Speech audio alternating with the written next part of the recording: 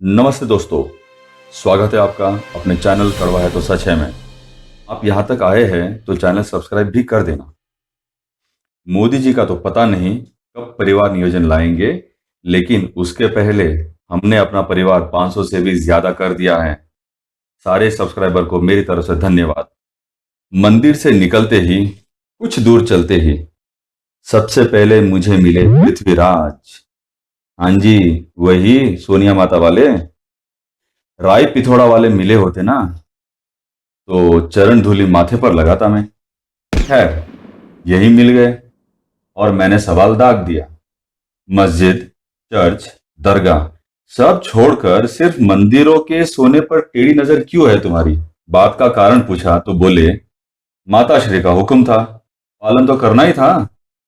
तो इस पृथ्वीराज ने गौरी से संधि कर ली है। भाई वो तो पहले से ही एक थे, बस मैंने पहचाना नहीं इन आक्रांताओं को, जिनका मुखौटा उतरता ही जा रहा है 2014 के बाद से इनकी एक एक हरकत से।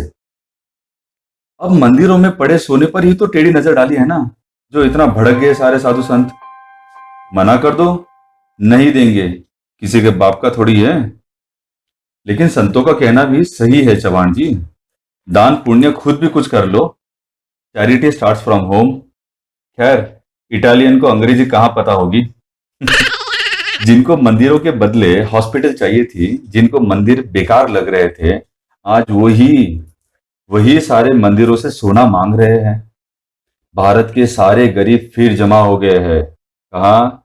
वही मंदिर के सामने भीख मांगने के लिए। अब क्या मुझे ये भी कहने की जरूरत है कि भारत में सबसे गरीब तो सिर्फ कांग्रेस ही है? क्योंकि कोरोना के संकट काल में एक फूटी कौड़ी तक इन्होंने दान नहीं दी है, कहीं भी नहीं। और टिकट फ्री बांटने की भी अफवाह उड़ा दी थी, जबकि वो तो केंद्र और राज्य सरकार मिलकर दे रहे थे। अब 10 जनपद वालों को क्या पता सनातन क्या है। सोनिया गांधी ने दिया है, कैप्टन। मंदिरों में हिंदुओं द्वारा दिया जाने वाले चढ़ावे का महत्व क्या है? उन्हें तो जनेऊ भी सिर्फ चुनाव के वक्त याद आते हैं। उनको तो सिर्फ माइनो माता के चरण में दिए जाने वाले चढ़ावे की चिंता है, जो 2014 के बाद से रुक सा गया है। इनकी थोड़ी गलती है।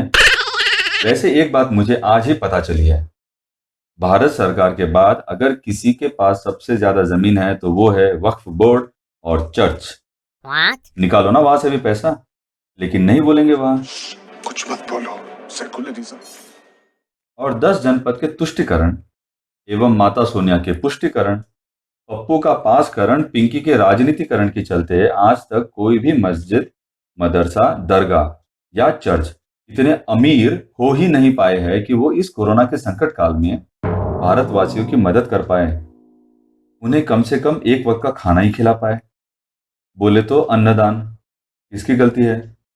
अब चर्च में अन्नदान तो होता नहीं है, वहां तो सिर्फ कन्वर्शन होता है, या तो होली वाटर का प्रसाद होता है, और कन्वर्टेड को आर्थिक मदद मिलती है एक बार, वो भी वार्निंग के साथ, हर संडे मास में सपरिवार आना ही है होली वाटर पीने के लिए। अरे भाई, इन साधुओं को और बीजेपी को दूसरा काम ही नहीं है। फालतू में पड़े सोने को देने की बात कर रहे हैं ना, अपने जेब से थोड़ी देना है।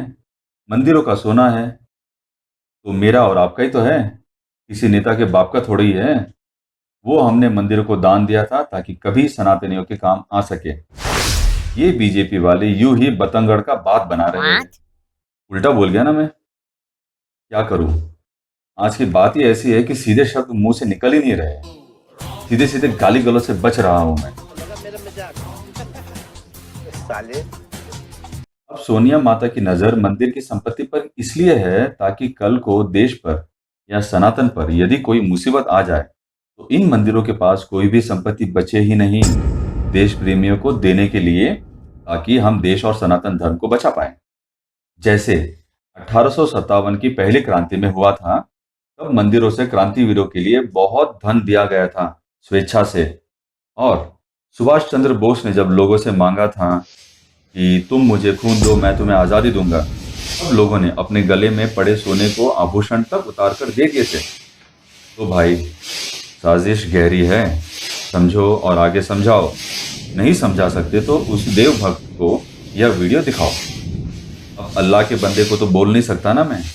उनके लिए तो काफिरों को दान देना, काफिरों को मदद करना हराम है। वो बेचारे मजबूर है जी। जब पूरे भारत में सैकड़ों मंदिर, सैकड़ों गुरुद्वारे, आरएसएस आदि सभी ने लाखों लोगों को रोजाना पेट भर खाना खिलाने की व्यवस्था की है, तो एक भी चर्च या एक भी मस्जिद या एक भी दरगाह कहीं नहीं दिखे दान करते हुए, किसी को भोजन कराते हुए। भाई, इनका भारत थोड़े ही है। भारत तो हमारा और आपका है। मालिक तो हम है।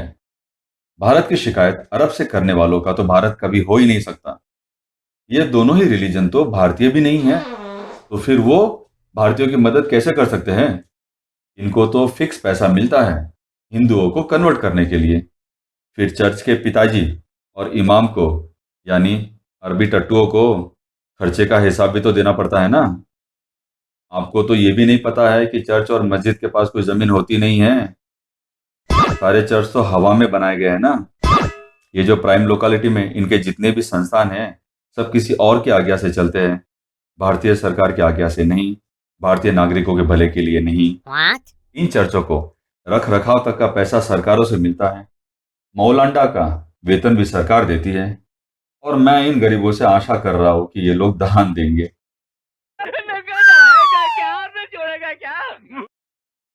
भाई, अरब से हुक्म नहीं मिला, वेटिकन से परमिशन नहीं मिली, तो यह एक पैसा एजेंडे से हटकर किसी भी अन्य कार्य में नहीं लगा सकते हैं। यह तो मेरी ज्यादती थी कि यह सोच लिया मैंने इन भिखारियों से कुछ मिल भी सकता है। अरे, इनका तो हज भी 1947 से सब्सिडी पर चल रही थी। वो भी हराम थी, लेकिन किसी भी अच्छे शांति दूत ने इसका विरोध किया।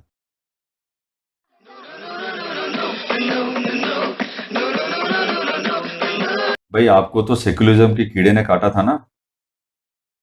हमको भी काटा था, लेकिन हमने अपना इलाज करा लिया है और सेकुलर वायरस को निकाल कर हमने बाहर फेंक दिया है अपने शरीर से, सॉरी, अपने दिमाग से।